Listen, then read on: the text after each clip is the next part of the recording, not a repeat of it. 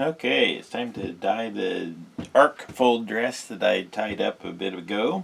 And what I've done is I've marked out my dyeing areas on here. I don't know if you can see all the lines, but because they're kind of like colored, but I marked it out just using my finger as a marking guide there. You can use one finger, two or three, however wide you want your lines to be.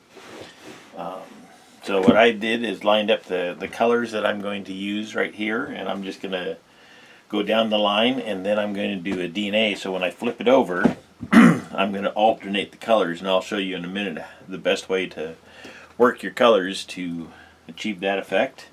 So I'm just going to start out by picking the first color here and putting it on. And then since I have 6 colors here, I'm going to leave 1, 2, 3, 4, 5 empty spaces. And I'll go down the line here. And this here just helps with putting your colors on, help go on faster instead of having to pick up a bottle, dye one space, put it back down, pick up the next. If you know how many spaces you have and how many colors, you can count it out, and it makes your dyeing go a little bit faster.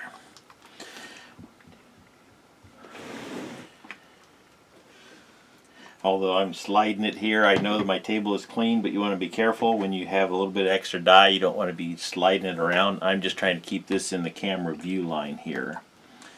But if you slide it on your table and you got little specks and spots of dust, then the bottom side is going to pick all of those up. So be careful moving your dyes around.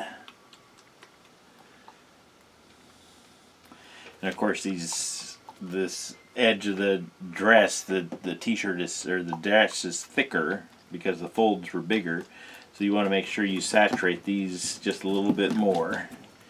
Get dye down in all of those cracks and crevices. It'll just be something that I'll come back and add more dye to this later.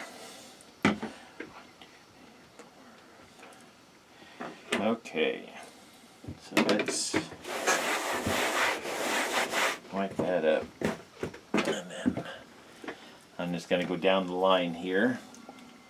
Once I've put my first color on that I don't have to count, because I know the green is going to go right after the blue stripe, so I can dye the rest of the colors even faster once you've put the first color on.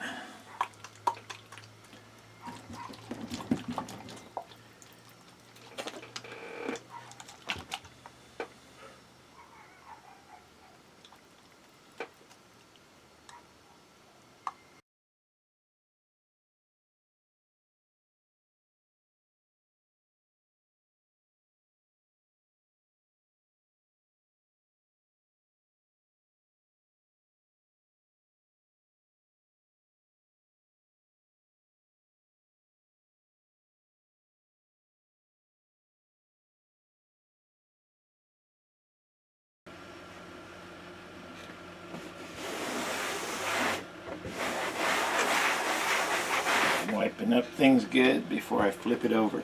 And now the little trick I use for DNA is, let's see if I can show you this.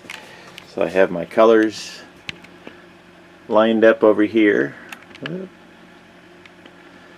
And what I'm going to do now, since I started with, let's see if I can see what's going on.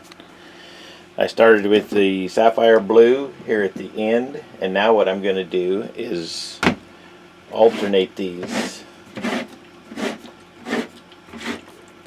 by one space. So now in all of the spaces that have the sapphire blue, I'm going to put in the light pink, and I'm just going to go down the row that way, and that is going to give me the DNA effect. And that's the easiest way, is if you just alternate your bottles, and then you know which one to pick up and where they're going.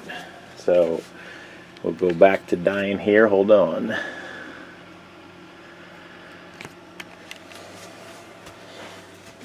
And the other thing I did was I counted too quickly, so I don't have 2 of the pink spaces, so I'm just a little bit off here, but we're going to go for it anyways. So there's the first.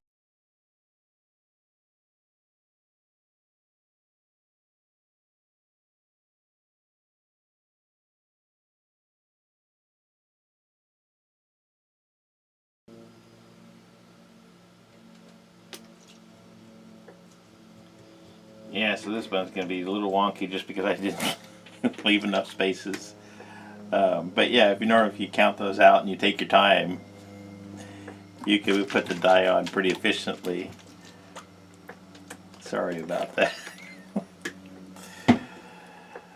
Okay.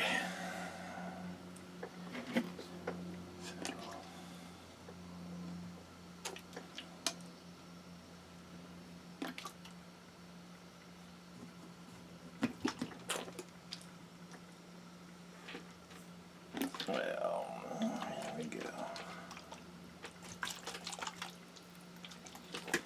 Now purple for the last color.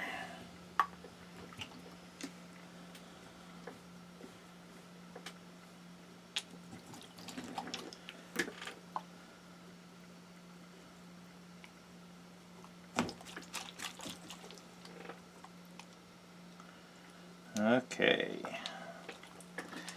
And there we have it. So I'm going to let this set up and then I'll put the picture up on the video once it's done.